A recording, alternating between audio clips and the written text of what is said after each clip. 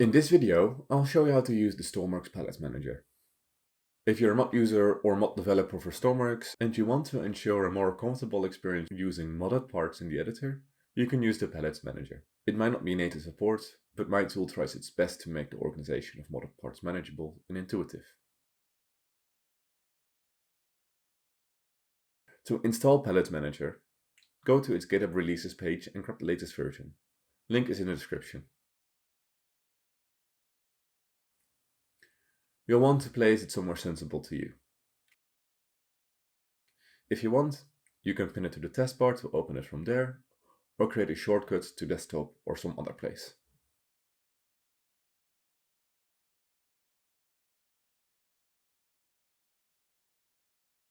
Open d.exe and select the path to your Stormworks install folder. You can later change this in the settings file. Select whether or not you want the default palettes. In the current release there's only 2 categories, but there will be more added soon. The Palette Manager is now installed. Alright, so the tool is downloaded and installed. Now, how to use it? We've got to have Stormworks open for this. Load your save and open the editor. If you didn't change anything after the install, it should look like how it looked before. Just as a proof of concept, let's spawn our vehicle. Notice how mine has weapons currently. Then we move to the editor and click on the eye icon for the weapons DLC palette. It is now hidden. Do this for any set of palettes that you want to or don't want to see. Let's reload the save we made when we spawned the vehicle and go into the editor again.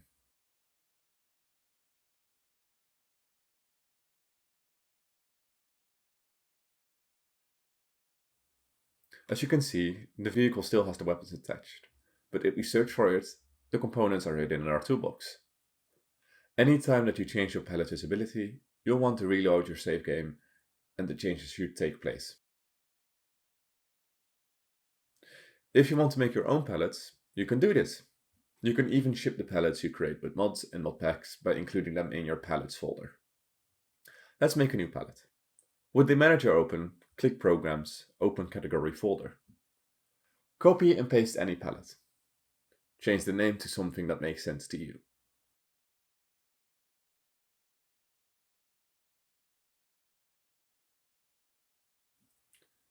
Open it up.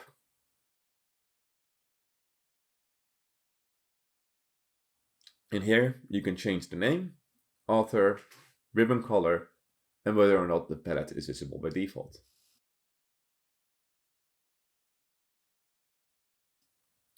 To create identifiers for what is and what isn't part of the palette, you should populate the sort tags. If you don't want to use a specific type of sorting, you just collapse the node and make sure that there is a slash at the top one. Sort explicit will only target very specific files. Include a .xml at the end of the entries. Sort prefix will sort based on prefixes. For example, if you want to select everything from a Talis mod, I can use the prefix m_th_.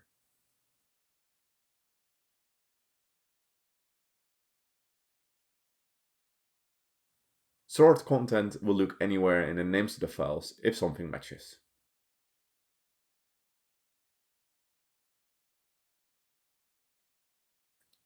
If you save this XML, you can return to the manager and click refresh. You should see our new palettes pop up. If you found this video or tool useful, or want to keep up to date with more modding content, please subscribe and like the video.